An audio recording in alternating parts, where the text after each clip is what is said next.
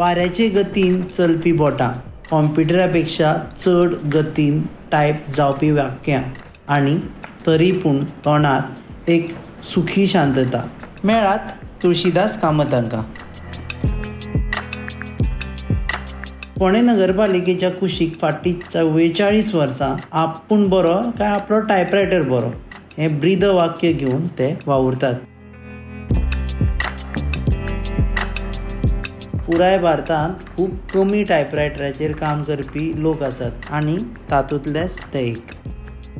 आमी हांगा electrical shop म्हणून हें करपाक गेले तेन्ना इन्वेस्टमेंटाचे प्रस्न आयलो तेन्ना मातसो हें जावपाक लागलें म्हणून आमकां कितें तरी सपोर्ट म्हणून स्टार्ट करून हांगा हें करपा खातीर हांवें हें स्टार्ट केल्लें तें हें म्हगेलें कंटिन्यू हें उरलें. पयलें हांवें हाडलें तें मॅन्युअल हें झेरॉक्स आमी फोटो कशे काडटात तशें हें काडपाचें. ताजे नंतर आमी मागीर ऑटोमॅटीक मशिनान गेले. टायपरायटर पयलीं पॅसीटचा आशिल्लो मागीर गॉडरेजचो हें आशिल्लो तो आतां चवथो टायपरायटर म्हजो. कॉम्प्युटरा कडेन वळपाची तांच्या मनांत केन्नाच येवना आनी टायपरायटराची साथ तांणी केन्नाच सोडूना. सगळ्या लोकांक भोवतेक खबर आसा की ड्राफ्टींग आनी हें कितें जर जाय जाल्यार सोंपे भाशेन आनी हें कशें कोणें कोण करून दितलो तर हांव अशें म्हणून म्हज्या मनान येता.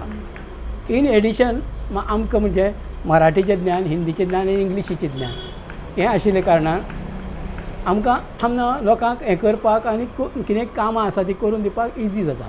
पयलीं एकटोच आशिल्लो कुर्तरकार म्हणून, ताजो आतां नातू थंय आसा कुर्तरकाराचो, ताजे नंतर तळावलीकार आनी तिसरो हांव. हाजे नंतर जवळ जवळ 5-6 वर्सांनी हांगा बर्वे म्हणून येलो आनी थंय एक नावेलकार म्हणून. ताजे नंतर ते टायपरायटर जवळ जवळ 2000च्या नंतर हळू कमी जायते गेले. बाकीचे सगळे कॉम्प्युटरूच घेवन बसले. आतां हांवें हेंच कित्याक दवरलें तर म्हगेल्यो दोनी चलयो आशिल्ल्यो. दोनीच चलयो एक ती कॉम्प्युटर इंजिनियर कॅलिफोर्निया आसता आनी दुसरी आयुर्वेदीक कॉलेजीन हावज ऑफिसर. हें पळोवन म्हजे कडेन मुखार कंटिन्यू करण्याचो हें नाशि कोणूच ना. म्हणटकीर आतां हांव जाता तो पर्यंत हें बसतो म्हणून हांव हें करता.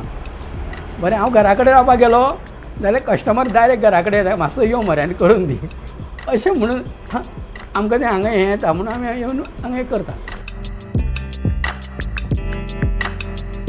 एके वटेन फोंडे आपलें रूप बदलत आसात जाल्यार कामत बाबा सारके लोक आजुनूय त्या पोरण्या फोंडेची याद करून दिता.